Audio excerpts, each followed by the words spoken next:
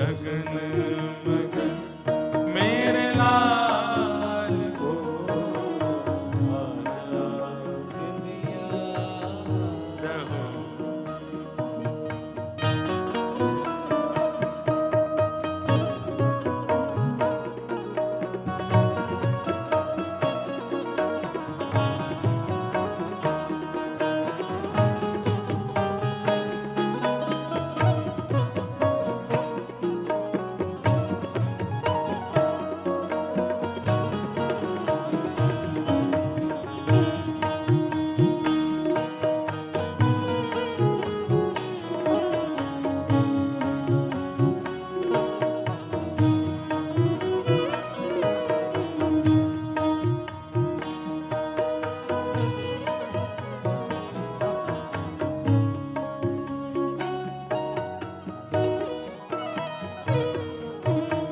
सोवे कन्हैया पालनो बाकी है छवि अविरा। सोवे कन्हैया पालनो बाकी छवि अविरा। अंगन की शोभा है मेरो मनमोहन घन श्याम। अंगन की शोभा है मेरो मनमोहन घन श्याम। हे आजा रिनिदिया लाल को आजा रिनिदिया लाल को आजा रिनिदिया लाल को आजा रिनिदिया लाल को। मैया रही तो बुला छगन मगन मेरे लाल को आजा दिया छगन मगन मेरे लाल को आजा दिया छगन मगन मेरे लाल को आजा दिया आजा दिया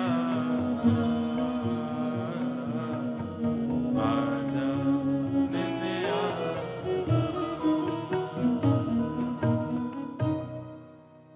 ऐसे मैया पूरे दिन लाला की सेवा में लगी रही, रात में अपने समीप सुवाए है। धीरे धीरे ठाकुर जी मैया के ऐसे लाड़ चाव में नेक नेक बड़े होते जा रहे हैं। अब ठाकुर जी 1 बरस के है गए और आज एकादशी है। नंद बाबा सवेरे से ही अपने ठाकुर जी की सेवा अर्चना पूजा में लगे हैं। चतुर्भुज नारायण की सेवा करें, सेवा से निवृत्त है करके आज अपने नारायण भगवान से प्रार्थना कर रहे हैं कि हमारे लाला दोनों 1 वर्ष के है गए। ठाकुर जी को अब नामकरण संस्कार हो और कोई श्रेष्ठ महापुरुष आकर के ठाकुर जी को नामकरण संस्कार करे।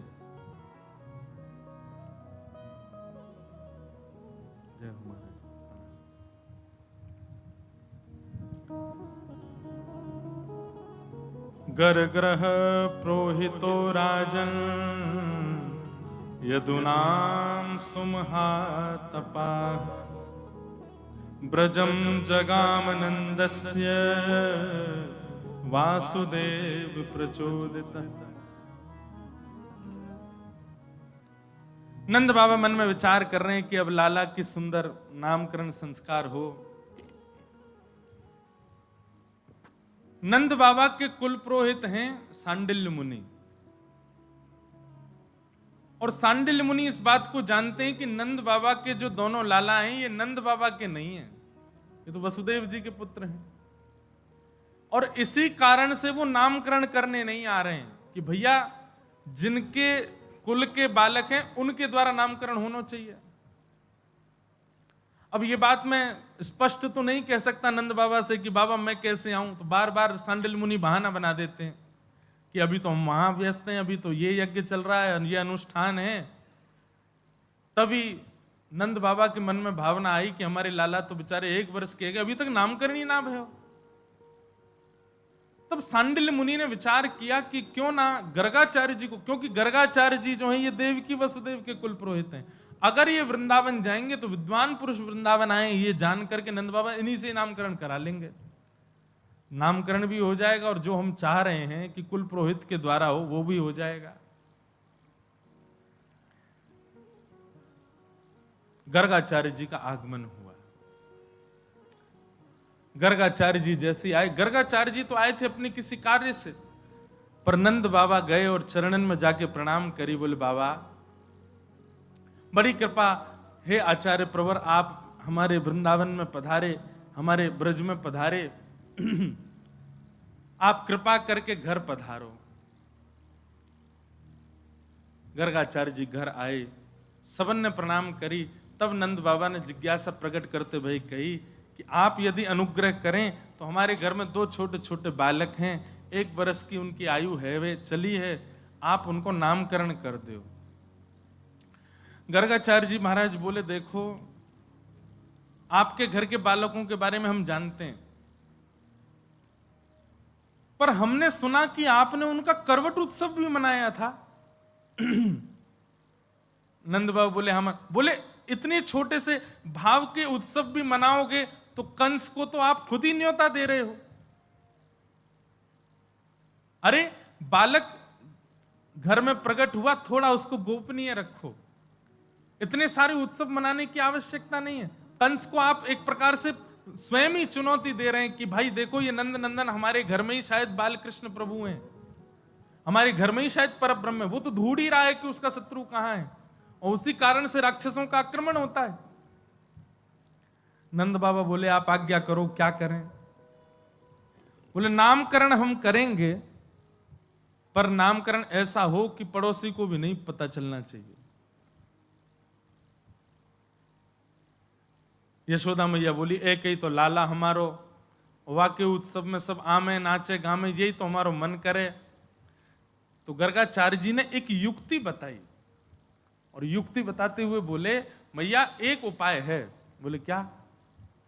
बोले अभी तक आपके यहां लाखों ब्रजवासी आयो करते, अब की बार एक काम करो, तुम्हारे घर में 9 लाख गैया हैं, गैयान को उत्सव मना दियो, गैयान के बीच में नामकरण करो।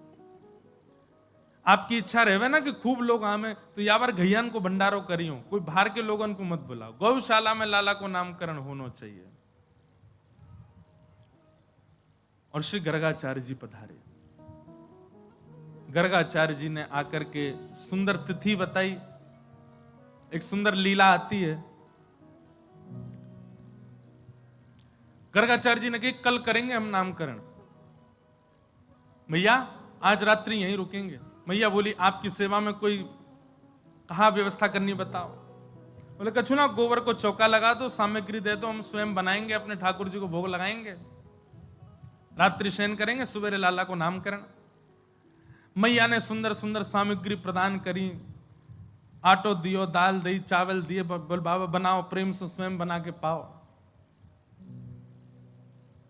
गर्गाचार्य जी ने सुंदर सामग्री सिद्ध करी, और सिद्ध करने के बाद अपने ठाकुर जी को जैसे ही भोग थाली में पधरा करके प्रार्थना करने लगे, तुदमेव वस्तु गोविंद तुभ्यमेव समर्पयेत्।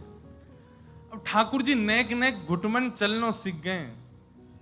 घुटरुन चलत रेणु तन मंडित, गोरोचन तिलक किए, शोभित कर नवनीत लिए।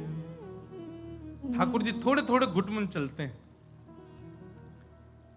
जैसी पतो चली गर्गाचार्य जी आए, सोई ठाकुर जी भीतर खेलते खेलते रुक गए। बलराम जी से बोले, इशारे में ही, बोलना ना जाने, अभी इशारे में ही बोले, बढ़िया सुगंधी आ रही है, द्वार पे कोई दिव्य महापुरुष आयो, बढ़िया कछु बना रो है।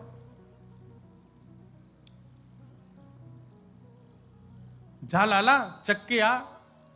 सो ठाकुर जी तो घुटमुन बाहर आए, गर्गाचार्य जी नेत्र बंद करके बैठे हैं। ठाकुर जी ने सामने थाल में से सुंदर खीर उठाई और खीर उठा के प्रेम से पान लगे।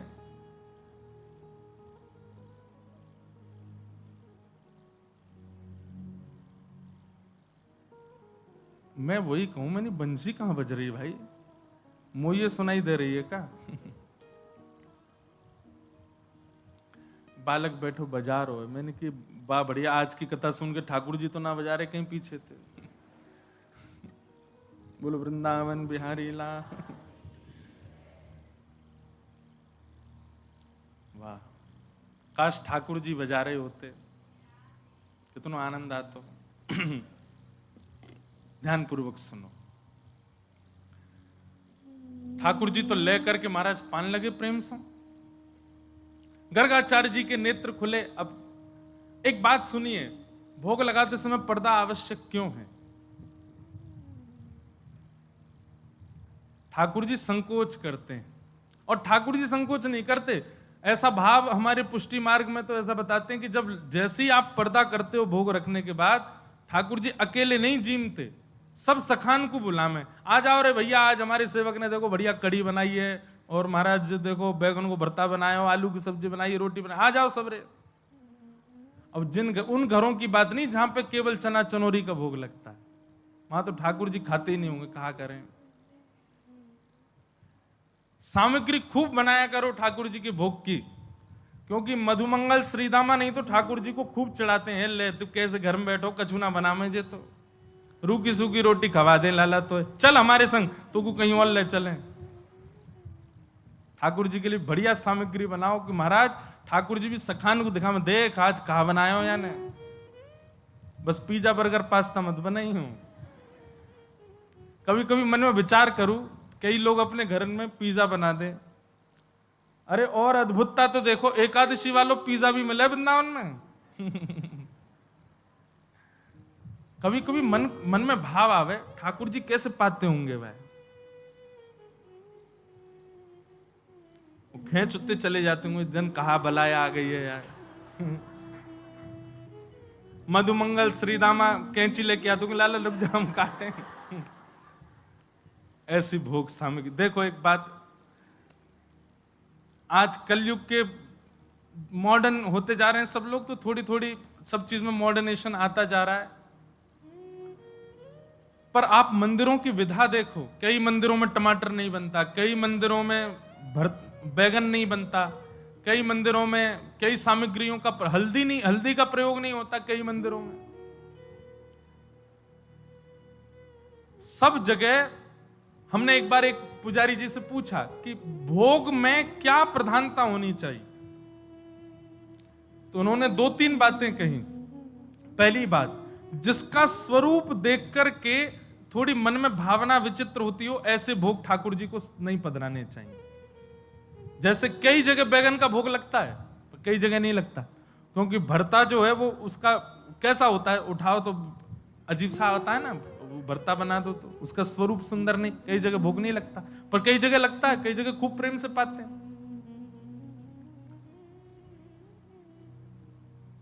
कई जगह ऐसा विधान है कि जो भूमिगत सब्जी होंगी, जो भूमि के भीतर होती हैं, उन्हीं का ही भोग लगेगा ठाकुर जी को। अनेक अनेक विधा हैं।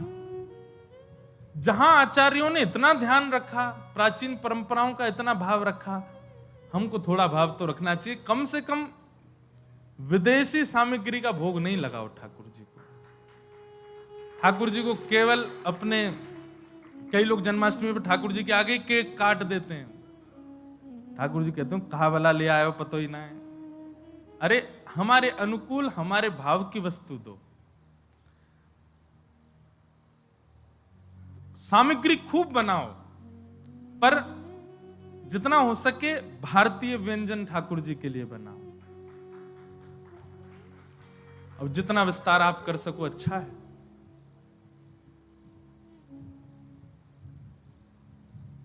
अरे जिसको खाते हुए मानव देखने में अजीब लगता है, वो ठाकुर जी कैसे पाएंगे उसको। अब लोग चाउमीन खाते हैं, लटक जाती नीचे, फिर उसको खींचते हैं भीतर। कितना अजीब लगता है आदमी, ठाकुर जी कैसे पाएंगे उसको? ठाकुर जी के सुख का विचार करके वही व्यंजन भोग में लगाओ। अपने सुख के लिए कुछ भी बनाते रहो, ठाकुर जी के लिए नहीं। ठाकुर जी के लिए तो वही वस्तु पधरानी चाहिए जो आज के भारतीय भाव से बनाई जाती है, वो ठाकुर जी को पधरा। और एक बात कहें, कोई अगर यहां पर ऐसी भावना रखे, बोले महाराज जी इतने व्यंजन बनाने की सुविधा घर में नहीं, तो एक सत्य घटना है। जब श्रीनाथ जी गोवर्धन से नाथ द्वारा में विराजमान हुए, तो ऐसी एक कथा सुनाई जाती है कि रसोई घर वहां पर सिद्ध हो रही थी, तो आचार्य उस समय के जो गोस्वामी थे, उन्होंने सब साथ में ही गए थे, ब्रजमंडल के ब्रजवासी हैं नाथ द्वारा में, तो ब्रजवासियों से कही हाँ भाई चलो एक एक दिन सबके घर की बारी आवेगी, एक एक दिन अपने अपने घर से प्रसाद लेके आओ ठाकुर जी के लिए। तो मंदिर से बर्तन दिए जाते थे, और जितने बर्तन दिए गए कम से कम भर के आने चाहिए सबके घर से, बनाओ सामग्री ठाकुर जी के भोग के लिए। सबका सौभाग्य होता था कि हमारे घर की सामग्री ठाकुर जी को भोग लगेगी। एक परिवार, बड़ा अकिंचन परिवार, ज्यादा सामग्री नहीं, कुछ व्यवस्था नहीं थी, और उनके यहां थाली आई, तो थाली देख करके, कटोरियां देख के, बड़े बड़े थाल, बड़े बड़े कटोरा देख के सुखी तो बड़े हुए, लेकिन रोने लगे, कैसे करें, हम पे तो इतनी सामग्री नहीं कि हम एक कटोरा भर के भेज दें, ये थाल भर के कैसे भेजें। तब उन्होंने आचार्य जो उस समय के विराजते थे उनसे जाके प्रार्थना की, भगवान आज हमारे कितना बड़ा सौभाग्य कि हमारे घर श्रीजी बाबा की थाली आई, पर हम कैसे भर के भेजें। तब आप श्री ने महाप्रभु श्री वल्लभाचार्य जी का स्मरण करके आज्ञा की कि महाप्रभु जी कहते हैं प्रत्यक्ष सेवा से भी ज्यादा अधिक ठाकुर जी मानसी सेवा को स्वीकार करते हैं। आपके घर में अगर सामग्री नहीं है तो मन में भावना शुद्ध करके, मन में एक एक सामग्री को निर्माण करके और पात्रों का स्पर्श करके उस सामग्री को पात्रों में पधराते जाओ।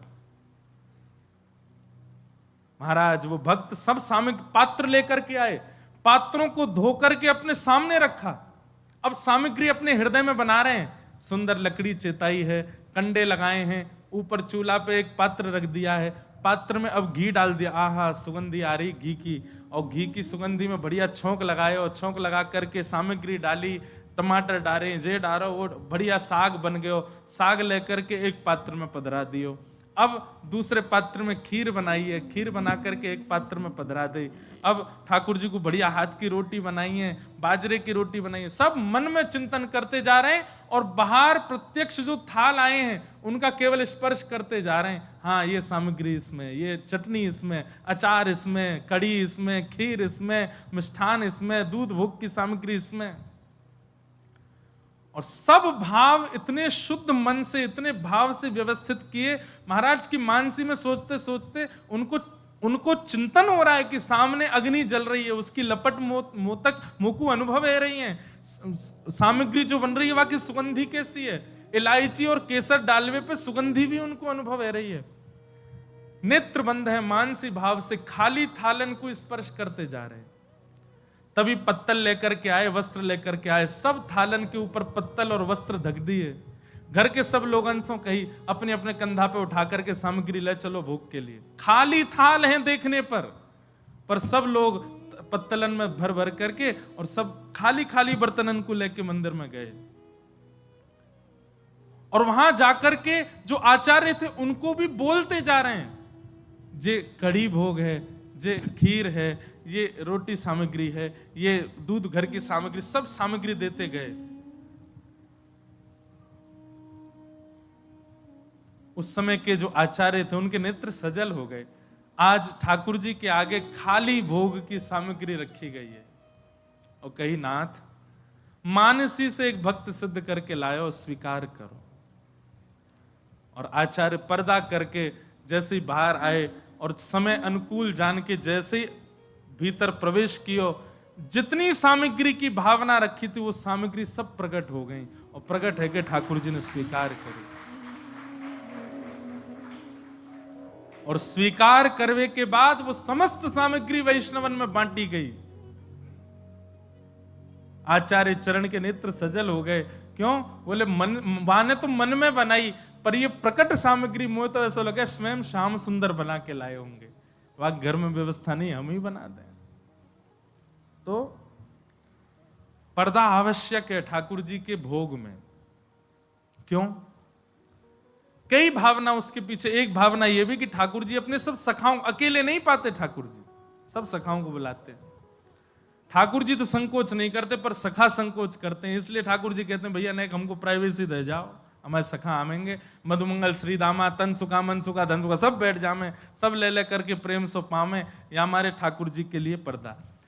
कोई निकुंज रस को उपासक है तो निकुंज रस में क्या है, सखियां आती हैं, श्री किशोरी जी आती हैं, और किशोरी जी को भोग पहले सखी लगामे और फिर किशोरी जी को पवा करके किशोरी जी की प्रसादी ठाकुर जी पामे। अब ये हमारे सामने तो करेंगे नहीं ठाकुर जी, इसलिए अंतरंग भाव के लिए उनको पर्दा चाहिए।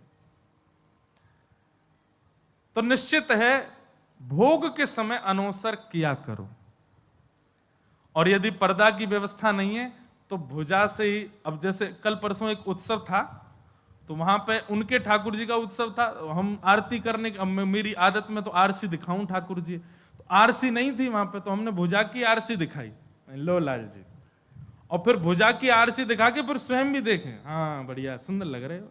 तो भावना बहुत प्रधान है भक्ति में, वस्तु प्रधान नहीं, व्यंजन प्रधान नहीं, भावना प्रधान।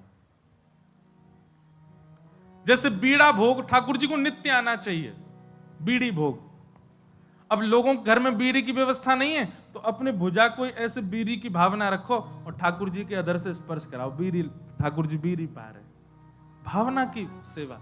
आज भी किसी ने पूछा, बोले महाराज जी आप मना करते हैं कि ठाकुर जी को कहीं लेके जाओ तो पूरी व्यवस्था लेके जाओ, नहीं लेके जाओ, व्यवस्था नहीं है तो मत लेके जाओ, तो फिर अकेले घर पर कैसे छोड़ के आए? भावना, भावना करो, हे यशोदा मैया, हे नंद बाबा, हे सब सखाओं, हे सब सखियों, हे सब ब्रजवासियों, अब जे घर आपको है, 3 दिन के काजे हम जा रहे हैं, खूब उधम मचाओ, सब आ जाओ। जे रही रसोई, यहाँ पे आटो रखो, यहाँ पे दाल रखिए, यहाँ पे सामग्री रखिए, हे यशोदा मैया जब जब लाला को भूख लगे आप बना के पवाए दियो, हम 3 दिन के काजे जा रहे हैं। ये भावना करके जाओ, शुद्ध पवित्र फल ठाकुर जी के समीप रख के जाओ, जल की झारी जी रख के जाओ, ठाकुर जी को शयन मुद्रा में सुला करके आप जाओ। लेकिन याद रहे 2 दिन से ज्यादा मत जाइए, 2-3 दिन की बात तो ठीक है, पर उससे लंबे जा रहे हो फिर तो फिर व्यवस्था पूरी लेके जाओ।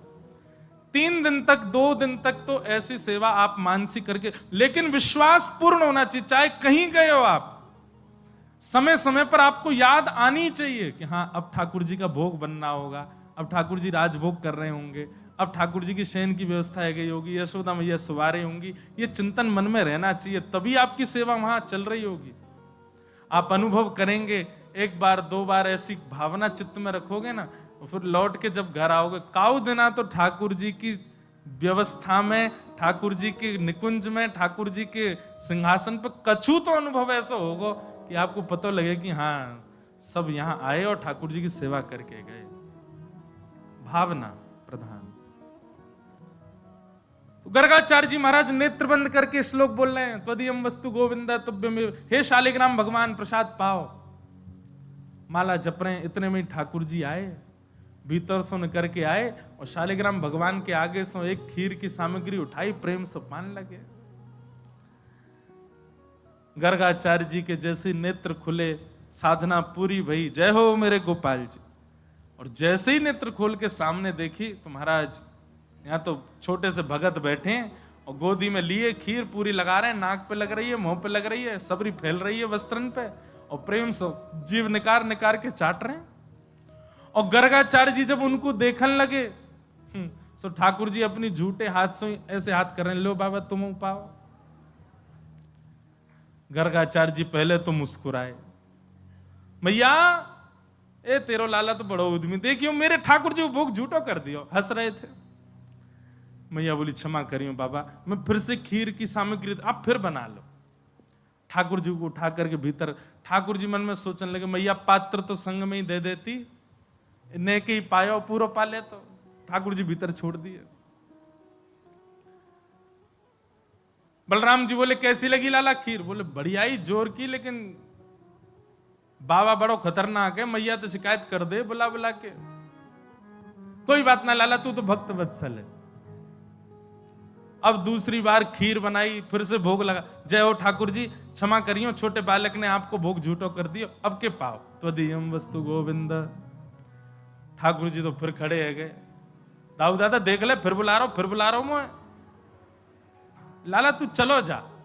बोले जाने मैया को बुलाया तो, बोले मैया बुलावे तो तू पूतना वाले हाथ दिखाई दियो। ना ना, पूतना वाले हाथ तो ना दिखाऊंगा, मेरो नामकरण करवे आयो है। ठाकुर जी गुटमुन गुटमुन गुटमुन चल के बाहर आ गए। फिर से खीर को पात्र उठा के पान लगे। गर्गाचार्य जी के नेत्र खुले तो अब के तो गर्गाचार्य जी को क्रोध आ गया। अरे यशोदा, पहले ही मना कर दे भैया, अगर तेरे घर में हमारे ठाकुर जी भूखे रहेंगे हम कहीं और चले जाएंगे। देख तेरो लाला बार बार झूठो कर जाए। यशोदा मैया आई, चरणन में गिर गई, बाबा क्षमा कर दो, लाला छोटो नटखट बहुत है। मैया ने ठाकुर जी पकड़ के कमरा में बंद कर दिए। अब के न करके नहीं आवे को बाहर। गर्गाचार्य जी तीसरी सामग्री बना रहे हैं और बीच बीच में खिड़की की ओर देखते जा रहे हैं। खिड़की पे लदे भाई ठाकुर जी गर्गाचार्य जी को देख रहे हैं। बोले अब के बोला दारी के तो बताऊं मैं।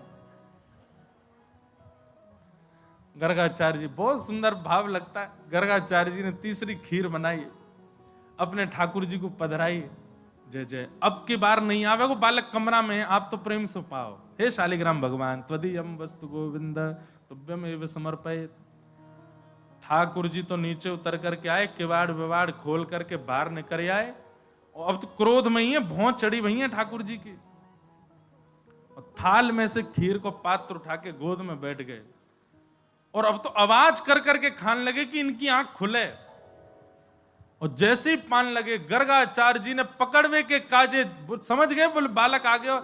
जैसे ही नेत्र खोले और पकड़नी चाहिए, नन्हे से गोपाल जी की 4 भुजा प्रकट है गई। 2 भुजान से तो खीर को पात्र पकड़ रखो है, और 2 भुजान से ठाकुर जी एक एक भुजा में खीर भर भर के दोनों भुजान से पा रहे हैं।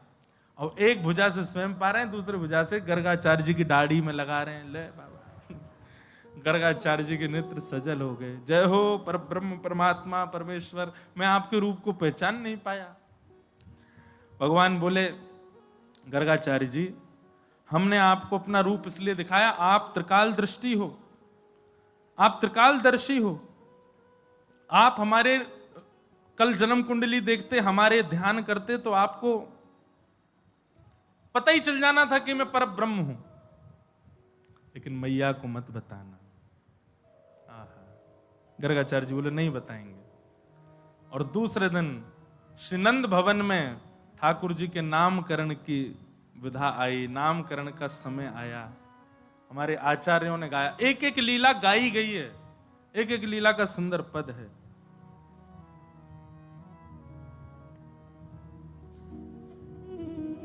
नंद्रगह आयो गर्ग विधि जान, राम कृष्ण के नाम करण हित, यदुकुल के सन्मान। गज मोतिन के चौक पुराए, नाम करण विधि ठान। मंगल गीत गावत यशुमती, बोलत अमृतवान। प्रथम ही सुनो बड़े ढोटा के, नाम राम बलदेव। पहले नामकरण किसका किया? बड़े बेटा का। क्या नाम रखा? बोले राम। लेकिन बल की अधिकता होने के कारण पूरा विश्व इनको बलराम कहकर के बुलाएगा। प्रथम ही सुनो बड़े ढोटा के, नाम राम बलदेव। हलधर और नाम संकर्षण, को न जाने भेद।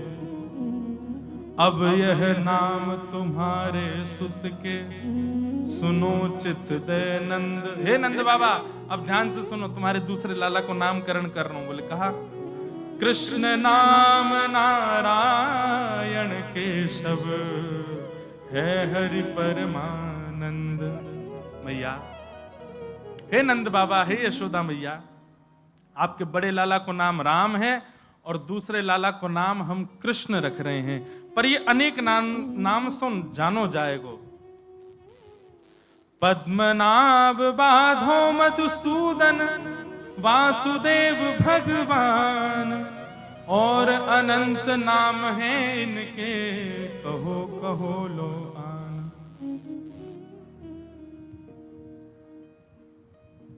गर्गाचार्य जी ने नामकरण किया। नंद सुवन त्रिभुवन के ठाकुर तिनके नाम धराए, परमानंद प्रभु अखिल लोकपति गोप वेश धर धाय। बड़े बालक का नाम राम और छोटे बालक का नाम कृष्ण रखा गया। भागवत जी में वर्णन आता है कि भगवान के वर्ण के ऊपर नाम रखा गया। केसर तिलकम कृष्ण वरणम, केसर तिलकम कृष्ण राधा रमणम, हरे हरे